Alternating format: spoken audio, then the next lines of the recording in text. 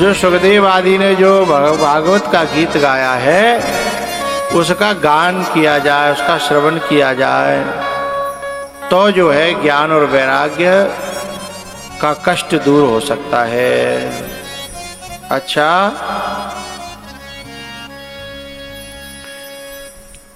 तो बोले महाराज उस कथा को सुनाएगा कौन, भागवत की कथा को?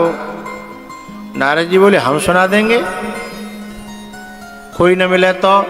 बोले आप ही सुना दो। आयोजन कहाँ रखा जाए? अब जैसे जो गृहस्थ होते हैं वो तो अपने घर ही रखते हैं, कोशिश करते हैं कि अपने घर पे होए, लेकिन जो भगवान के भक्त हैं सारी दुनिया को अपनी भूमि मानते हैं, वो सोचते हैं किसी ऐसी जगह कथा हो जहाँ सारे से ज़्यादा लोग उसका फायदा उठा सकें। तो नारद जी महाराज ने उस कथा को जो है कहाँ रखा? हरिद्वार में गंगा जी के किनारे आनंद नामक तट पर उस कथा का आयोजन रखा गया। अब जैसे ही मालूम पड़ी तो वहां बड़े बड़े ऋषि मुनि महात्मा भृगुर्वसिष्ठश्च वनश्च गौतमो मेधातिथिर्देवलदेवरातौ रामस्तथा गादिसुतश्च शाकलो मृकण्डुपुत्रात्रिज पिप्पलादः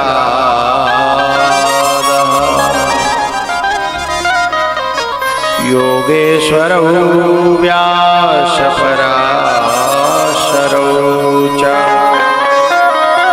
छायासुतो जाजलिजन्मुख्यः सर्वेऽप्यमी मुनिगणः सह पुत्रशिष्यः स्वस्त्रीभिराययुरतिप्रणयेन युक्तः।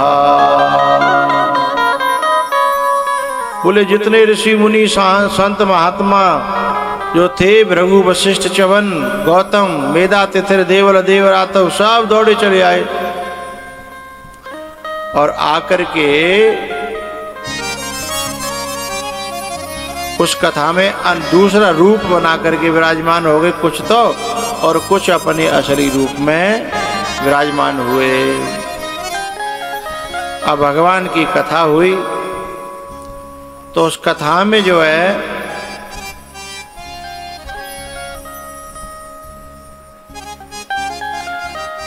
स्वयं भगवान प्रकट हुए अपने परिकरों के साथ, अपने गणों के साथ में, अपने सेवकों के साथ में, और वहां भक्ति भी प्रकट भई। और जब भगवान प्रकट भई, भक्ति प्रकट भई, तो ये सब उठ खड़े होकर के नाचने लगे, झूमने लगे, कूदने लगे। और वहां भगवान के संग में जो आए थे वे सब भी भगवान के साथ में नाचने लगे। भक्ति ही सुतौ तौ तरुणौ गृहीत्वा प्रेमैकरूपा सहसा विरासी।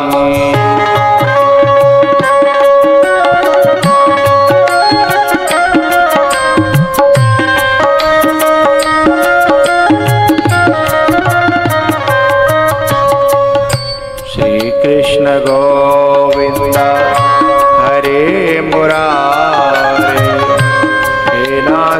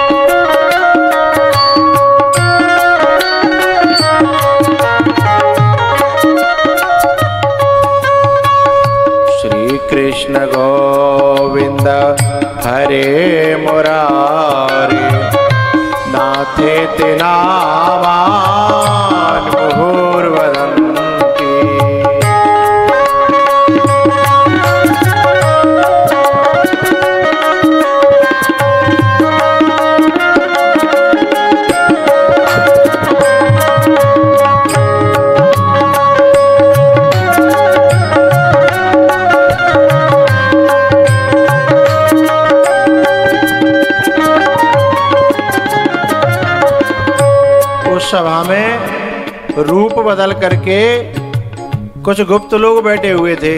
वैकुंठ वासिनो ये च वैष्णवा उद्धवादयः तत्कथा श्रवणार्थम ते गूढ़ रूपेण संस्थिता। यानी गूढ़ रूपेण माने गुप्त रूप से, उसमें और भी बड़े बड़े ऋषि मुनि संत महात्मा थे और भगवान के दास थे। वैकुंठ वासिनः वैष्णवा उद्धवादयः। और जैसे ही ये अपने रूप में आए तो खुशी का ठिकाना न रहा।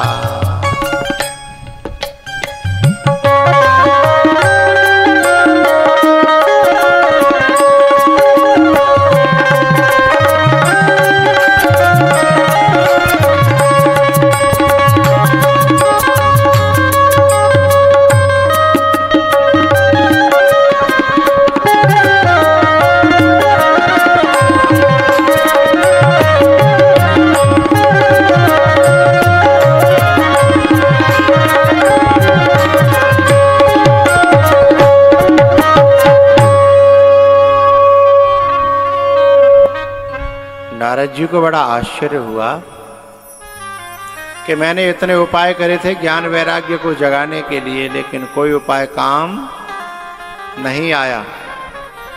और यहाँ भगवान के प्रकट होते ही ज्ञान वैराग्य और भक्ति केवल कथा सुनते ही जागृत हो गए। बोले इस कथा में ऐसी क्या जादू है और ये क्या क्या कर सकती है? तो सनत कुमारों ने कहा, हे नारद जी, ये सभी असंभव कामों को संभव कर सकती है। बोले कोई करे हुए है कि वैसे ही कह रहे हैं? बोले हाँ करो। तो बोले ऐसा कोई पापी बताओ जो मुझ जैसा हो, मुझे ऊपर होए और बाको कल्याण करे होए।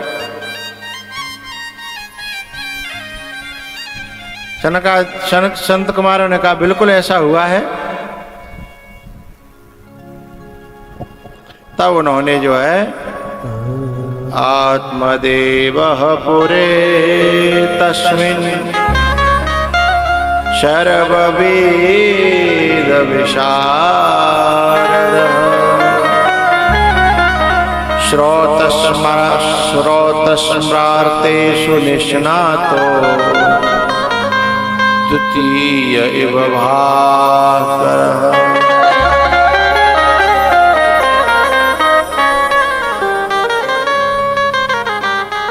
तुंगभद्रा नदी के किनारे एक ब्राह्मण रहता था, गरीब था।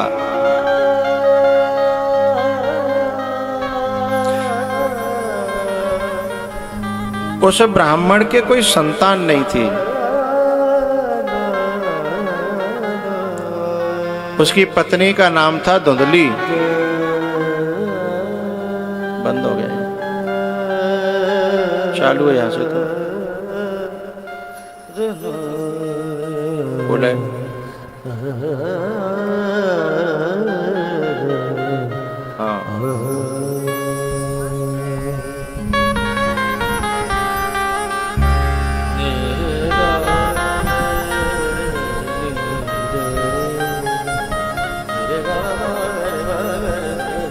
हाँ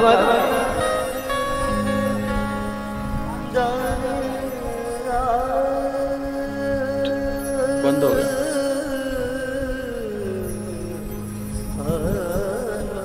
फुल स्पीड यहाँ से ज्यादा आवाज है। पानी का अलग सिस्टम करना चाहिए। एक ही से कर दिए दोनों शुरू थे, तभी पानी ना चल तो हम मत रहते हैं गर्मी में, तो शुरू से इकट्ठा करो। फिर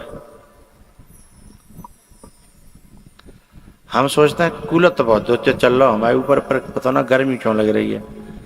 हमें पता ही नहीं कूलर झूठे को चल रहा, पानी चल ही ना रहा वहां है। कृपा है सब कूलर लगाए हुआ ना कि मोटर को डायरेक्ट किया करो। लंच में कर लेना।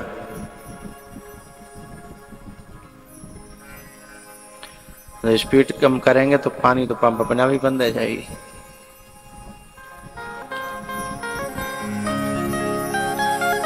तो आत्मदेव नाम के जो ब्राह्मण थे उनके कोई संतान नहीं थी। उनकी पत्नी का नाम था धुंधली। पर संतान के दुख से दुखी होकर के एक बार वो मरने के लिए जंगल में चले गए। वहां एक सन्यासी से भेंट हुई। उन्होंने कहा कि कथम रोदसी विप्रत्वम काते चिंता बलीयसी वदत्वम सत्वरम मह्यम स्वस्य दुखस्य कारणम। बोले तुम्हारे दुख का कारण क्या है, क्यों रो रहे हो, क्या बात है। तो उन्होंने बताया कि मेरे कोई संतान नहीं है और प्रजा दुखे न शून्यो हम प्राणांश त्यक्तुमिहागतः। मैं अपनी संतान न होने के कारण बड़ा दुखी हूँ और मैं यहाँ मरे हुए आया हूँ और तुम्हारे सामने और मुड़ पटक के मरूंगो।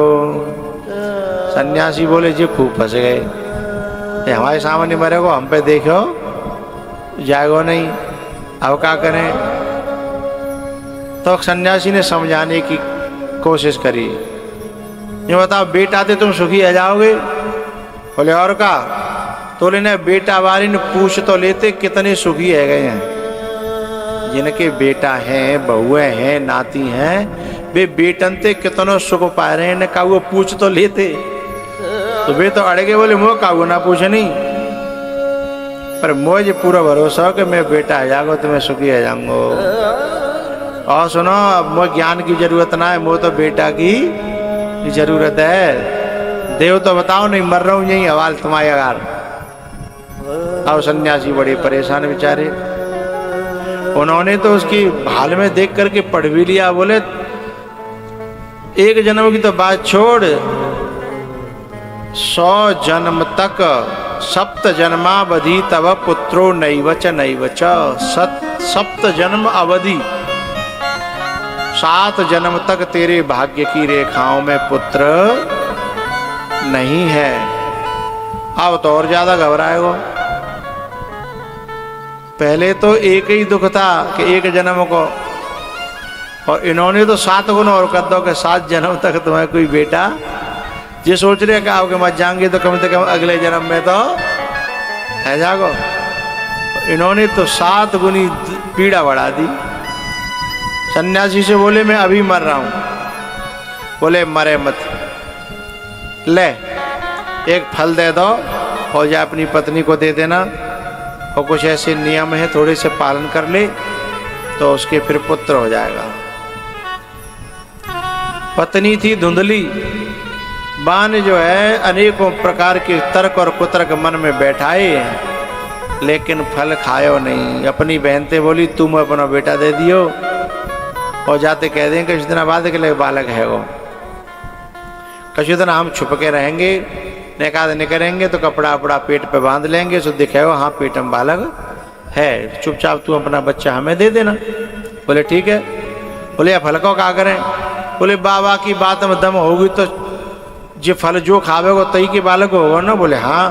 तो बोले गैया खवा के देख लो। उन्होंने वो फल गैया को खिला दिया। भैया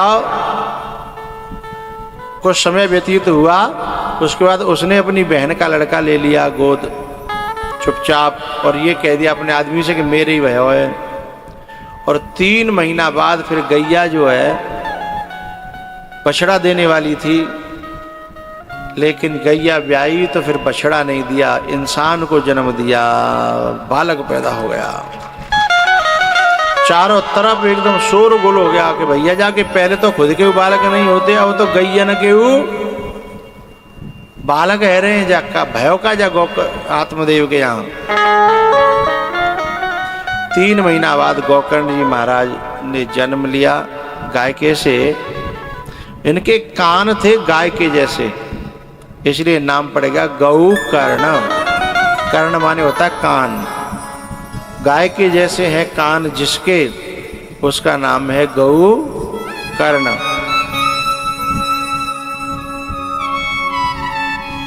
गोकर्ण पंडितो ज्ञानी धुंधकारी महाखलः। गोकर्ण तो पंडित थे, ज्ञानी थे, लेकिन ये धुंधकारी महा खल था।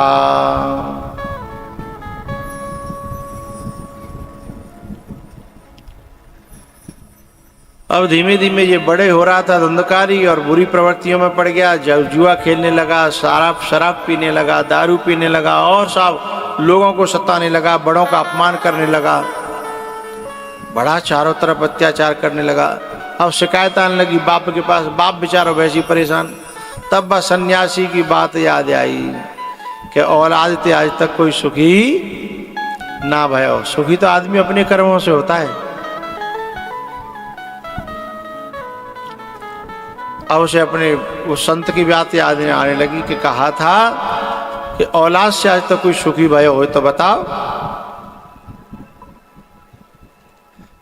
लेकिन अब करें का बेचारे ना, आगे कुआ पीछे खाई और दोनों तरफ से आफतें आई। आखिरकार एक दिन गोकर्ण जी महाराज आए। गोकर्ण जी बचपन से ही महात्मा हो गए थे। एक दिन घूमते घूमते आए, पिताजी रो पड़े। बोले क्या बात है? बोले ऐसे ऐसे जी परेशान कर रहा हो धुंधकारी।